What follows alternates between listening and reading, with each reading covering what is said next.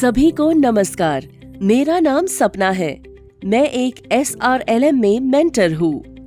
सभी को नमस्ते और मैं कुसुम हूँ। मैं एक वित्त सखी हूँ और फील्ड में काम करती हूँ। मेरे कार्य में मेंटर सपना मैडम मेरी मदद करती हैं। NRLM ने व्यक्तिगत उद्यम लोन के लिए SHG की महिला उद्यमियों को सहयोग करने की पहल की है। मैं और मेरी वित्त सखी कुसुम इससे संबंधित विभिन्न पहलुओं पर चर्चा करेंगे और हमें उम्मीद है कि आप सभी को भी हमारी बातचीत उपयोगी लगेगी। तो चलिए शुरू करते हैं। व्यक्तिगत उद्यम लोन के लिए कार्यान्वयन प्रक्रिया भाग 2। सभी को नमस्कार। उद्यम लोन की NRLM की इस पहल की कार्यान्वयन प्रक्रिया के 3 मुख्य चरण हैं: प्रेपरेटरी स्टेज, इम्प्लीमेंटेशन स्टेज और स्केल अप स्टेज। वीडियो के भाग 1 में हमने प्रेपरेटरी स्टेज पर विस्तार से चर्चा की। वीडियो के इस भाग में हम इम्प्लीमेंटेशन स्टेज और स्केल अप स्टेज के बारे में सीखेंगे। Implementation stage. इम्प्लीमेंटेशन स्टेज में 5 प्रमुख कदम है। 1. लोन के लिए उद्यमों की पहचान। 2. उद्यमों का आकलन। 3. उपयुक्त ऋण स्रोत की पहचान। 4. लोन वितरण सुनिश्चित करना और 5. उद्यमों की लोन के बाद की मॉनिटरिंग। लोन के लिए उद्यमों की पहचान। लोन के लिए संभावित उद्यमों की पहचान करने के लिए उनकी पहले एक मास्टर सूची तैयार की जानी चाहिए। ये मास्टर सूची SVEP की सूची, OSF की सूची, इनक्यूबेटर की सूची या SHG, VO या CFL द्वारा प्रस्तावित सदस्यों से बनाई जा सकती हैं। वित्त सखियां प्रश्नावली 1 का उपयोग करके मास्टर सूची के सदस्यों की SHG की पात्रता और सदस्यों की पात्रता की जांच करके उनको उद्यम लोन के लिए चयनित कर सकते हैं। SHG पात्रता। एक सदस्य को व्यक्तिगत माइक्रो एंटरप्राइज ऋण के लिए केवल तभी चुना जा सकता है जब उसकी SHG पात्रता के मापदंडों को पूरा करती हो। ये मापदंड है: 1. SHG को पहले बैंक लिंकेज की तारीख से 2 साल पुराना होना चाहिए। 2. SHG द्वारा बिना किसी ओवरड्यू के बैंक से एक लोन को पूरी तरह चुकाया होना चाहिए। 3. SHG को पंचसूत्र का पालन करना चाहिए। सदस्य पात्रता। एंटरप्राइज लोन के लिए एक सदस्य की पात्रता के मापदंड है: 1. SHG के साथ कम से कम 2 साल की सदस्यता।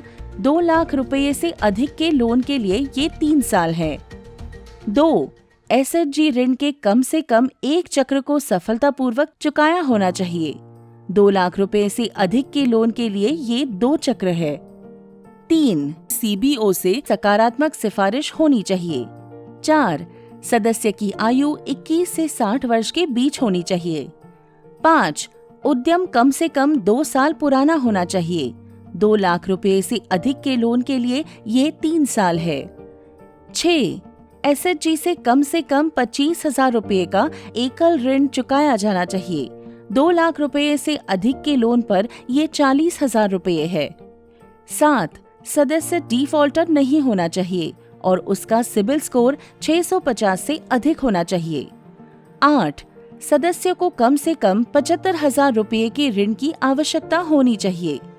9. सदस्य को अपने स्वयं के स्रोत से कम 10% मार्जिन मनी का योगदान करने में सक्षम होना चाहिए। 10. सदस्यों को उसके उद्यम के बारे में जानकारी होनी चाहिए। लोन के लिए उद्यमियों की पहचान के बाद कार्यान्वयन प्रक्रिया में दूसरा कदम उद्यम का आंकलन है।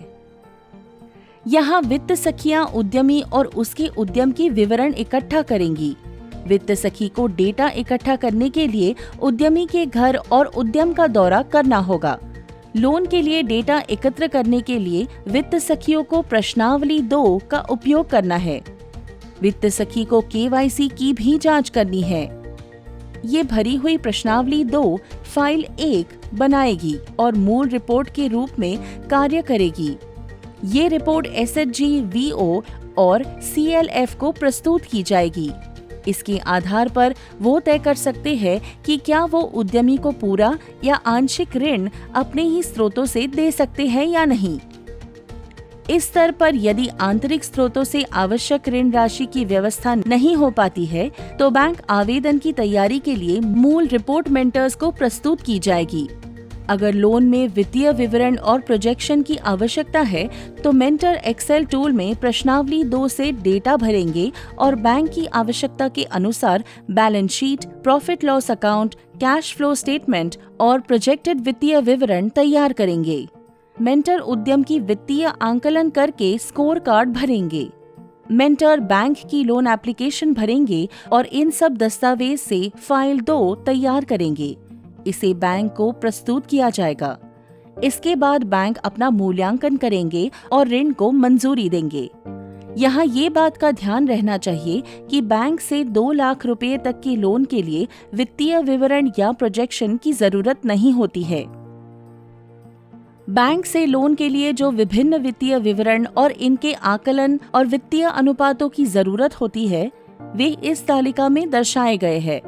जैसे कि आप देख सकते हैं, विभिन्न लोन राशियों के लिए ये वित्तीय आकलन और अपेक्षित वित्तीय अनुपात अलग अलग हो सकते हैं। मेंटर एक्सेल टूल की मदद से इन वित्तीय विवरणों और अनुपातों की गणना कर सकते हैं। मेंटर को उद्यमी की लोन लेने की क्षमता के आंकलन के लिए इस स्कोर कार्ड के विभिन्न मापदंडों पर स्कोर देना है। स्कोर कार्ड में विभिन्न गुणात्मक मापदंडों और विभिन्न वित्तीय मापदंडों के स्कोर के आधार पर उद्यमी का कुल स्कोर निकालना है। जिन उद्यमियों का स्कोर 55 से ऊपर है उन्हें बैंक से लोन के लिए ले जाया जा सकता है। इसके बाद कार्यान्वयन चरण में तीसरा कदम ऋण स्रोत की पहचान करना है। इसके लिए वित्त सखियों और मेंटर्स को पहले एसएचजी के कॉर्पस, सीआईएफ या बैंक लिंकेज राशि जैसे ऋण के आंतरिक स्रोतों की जांच करनी चाहिए। यदि ये पर्याप्त नहीं है तो वित्त सखियों और मेंटर्स को एसवीईपी, एनआरईटीपी, ओएसएफ जैसे कार्यक्रमों के तहत उपलब्ध किसी भी फंड से लोन मिलने की संभावना की जांच करनी चाहिए। अगर आंतरिक स्रोतों से लोन न मिल सकता हो या ये पर्याप्त न हो तो बैंकों से लोन की कोशिश करनी चाहिए।